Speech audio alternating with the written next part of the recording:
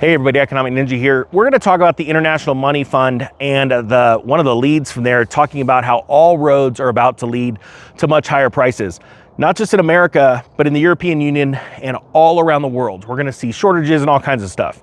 And just when you thought it was bad, it's going to get worse.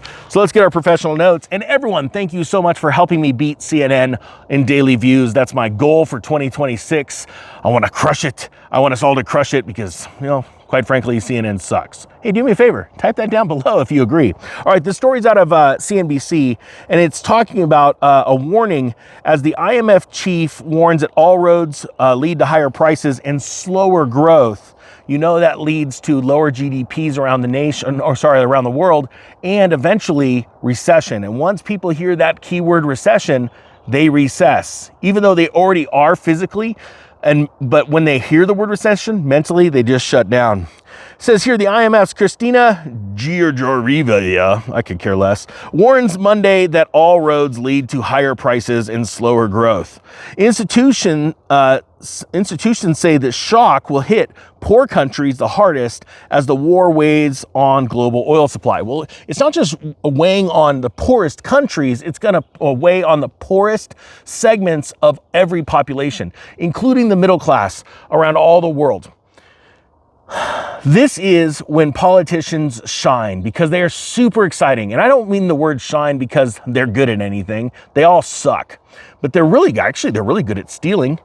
Well, that's true. See, everyone's good at something. Politicians steal. And what they like to do is sprinkle money on the poor and middle class during these times to buy their vote. I mean to help them. I mean buy their vote.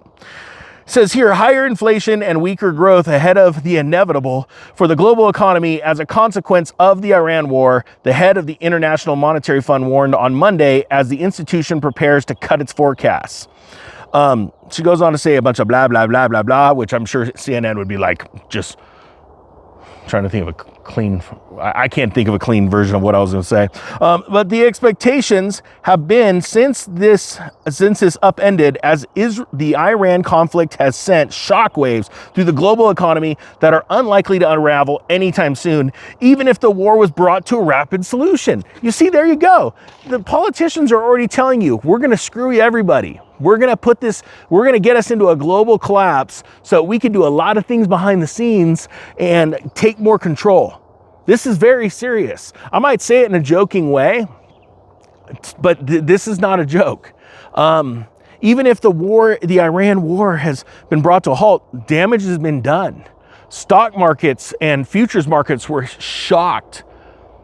And every time that happens, you're going to see in the next quarterly earnings from a bunch of hedge funds where they took massive losses because their bets were going one way, and then all of a sudden, because of bombing in Iran, they went another. And that's going to affect the bottom line.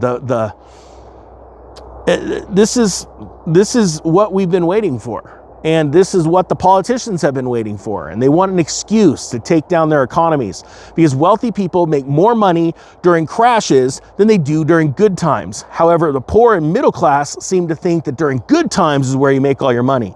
That is totally the opposite. That's why being in cash during these times are good. Waking up to the fact that gold and silver are not inflation hedges. They're very slow to act. They're years behind actual inflation. And you're going to see more inflation. And more inflation is going to bring much higher rates. Years ago, I said there's going to be an event coming that is going to bring mortgage rates to double digits. And a lot of people said I was nuts. But when you have crazy inflation, you got to bring up rates because nobody's going to buy your bonds unless you do. All right, with that being said, thank you so much for watching. The Economic Ninja is out.